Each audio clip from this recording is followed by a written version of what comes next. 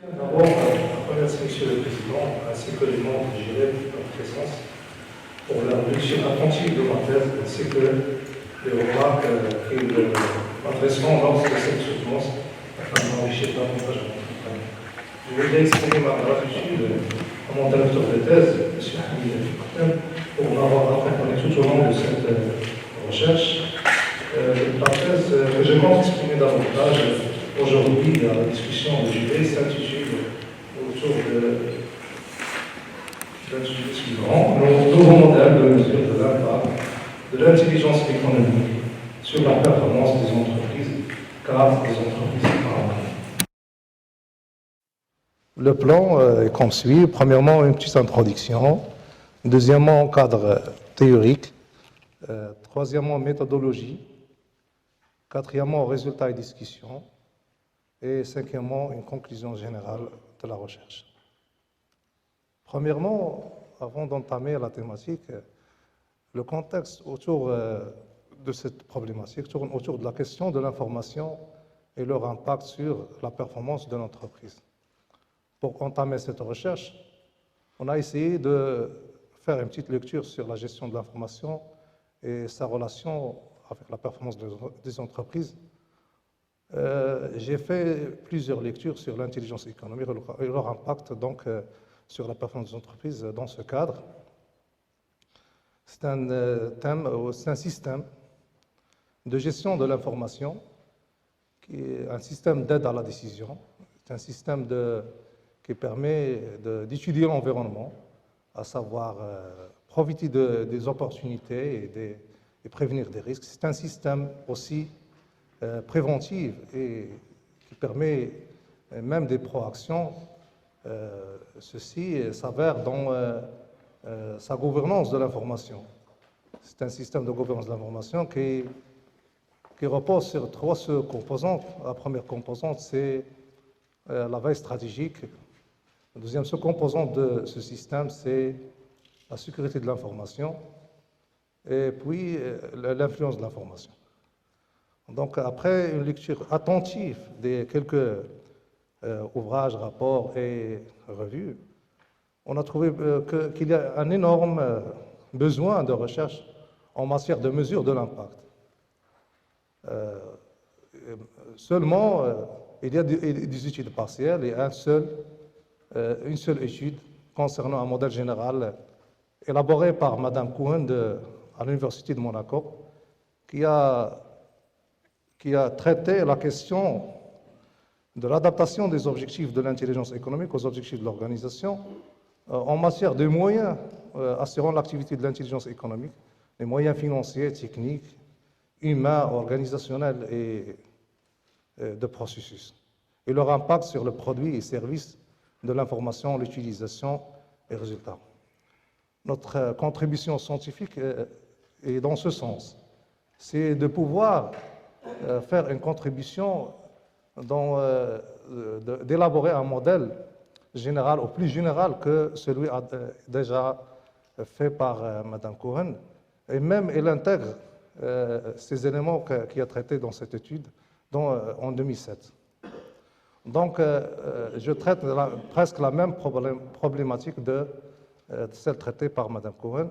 Comment peut-on mesurer l'impact de l'intelligence économique sur la performance de l'entreprise? Donc, notre objectif de l'étude, c'est de proposer un nouveau modèle plus général, de mesure de l'impact de l'intelligence économique sur la performance des entreprises. Le cadre théorique mobilisé, c'est que l'intelligence économique n'impacte pas directement la performance de l'entreprise. Il l'impacte parce que c'est un système d'aide à la décision, donc il faut passer par la décision et l'exécution de la décision.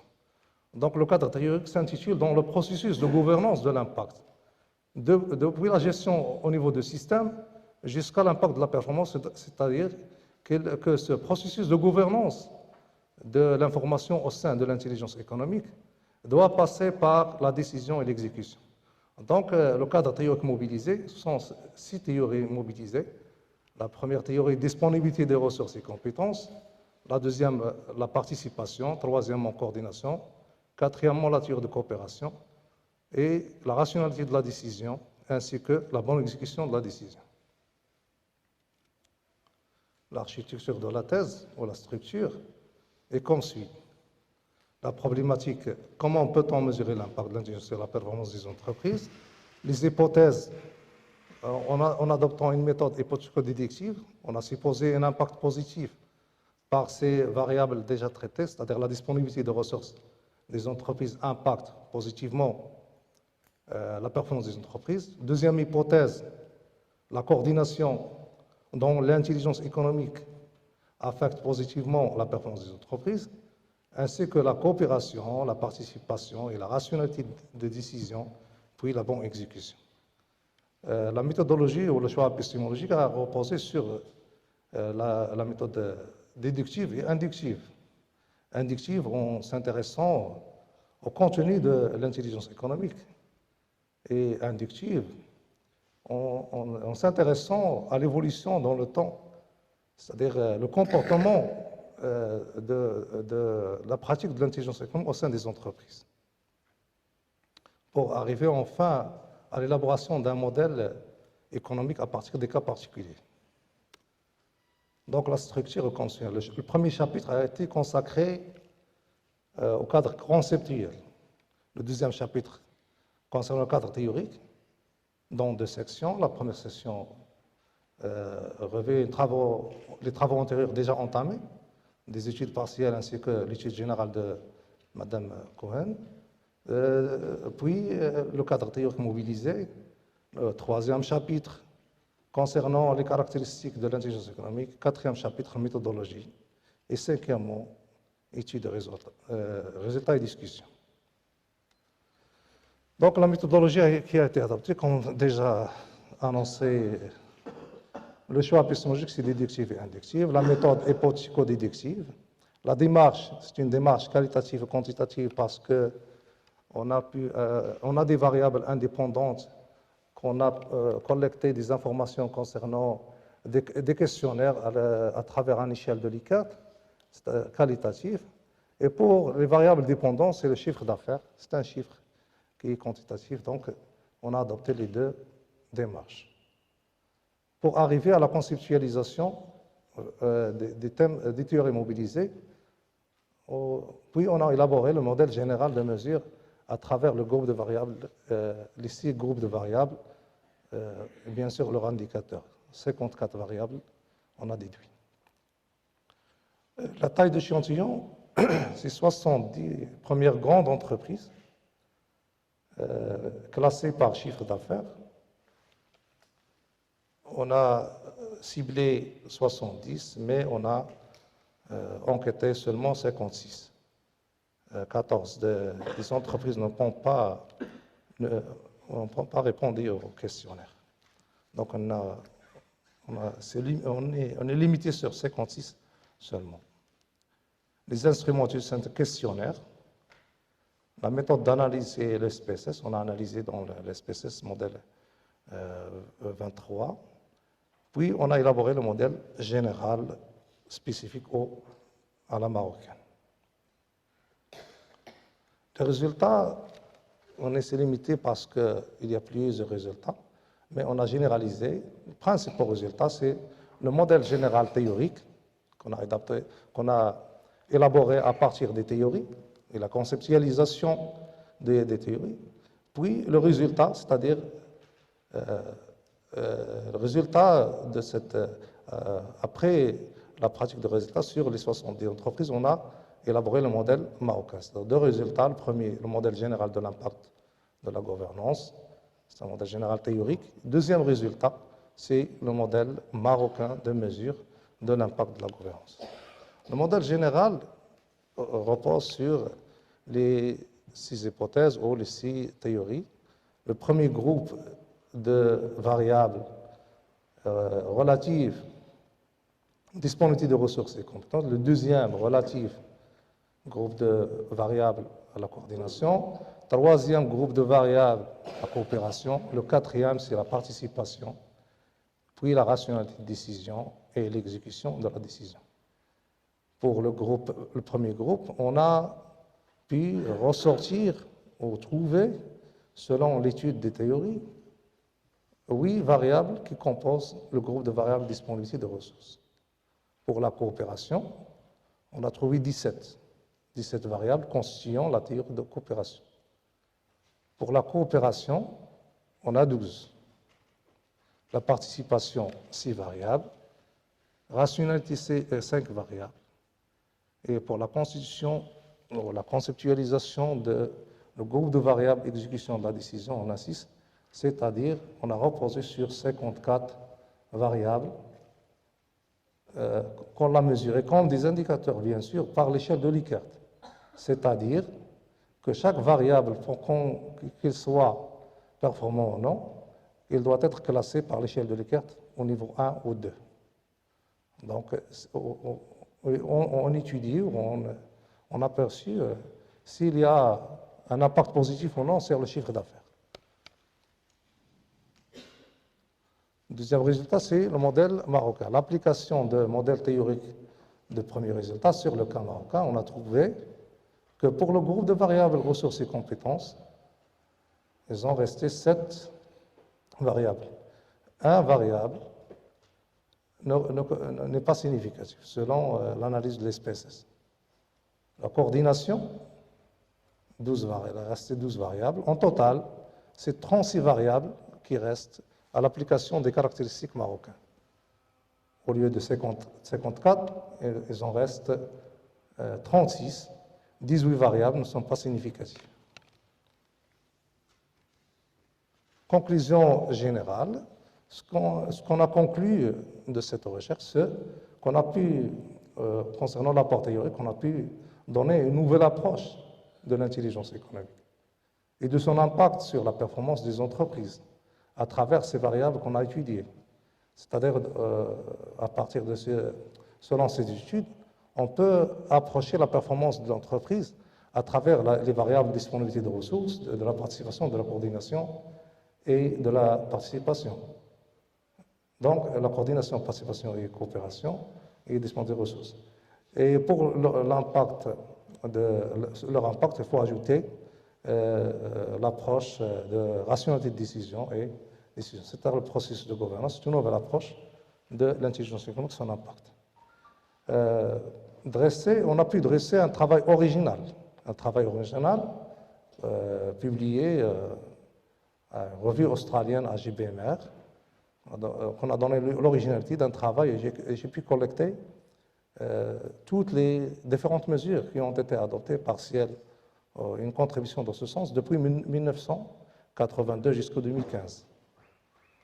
Puis j'ai travaillé un petit peu sur l'interaction entre les autres systèmes, c'est un travail un peu général, une petite réflexion contre les interactions de tous les systèmes de l'intelligence économique, c'est-à-dire l'intelligence économique et le système de knowledge management, interaction avec le système d'information, le système de renseignement, tous les similaires de l'intelligence économique qui travaillent dans le domaine de la gestion de l'information. J'ai pu faire une distinction entre l'intelligence économique et une petite contribution. Troisième apport, on a pu proposer de nouveaux instruments de mesure, 54 instruments. Et finalement, l'objectif final, c'est la conception d'un nouveau modèle général théorique de mesure de l'impact sur la performance qui englobe 54 variables.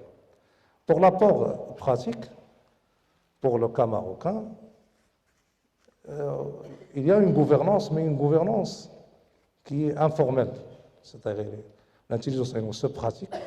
Presque les grandes entreprises se dotent la plupart d'un système de veille, quelques-uns qui ont un système formalisé de système d'information, mais la gouvernance se fait informellement, c'est-à-dire il y a la veille, mais il y a de la sécurité, et même il y a de l'influence, c'est-à-dire le travail de gouvernance n'est pas formalisé, mais il se pratique.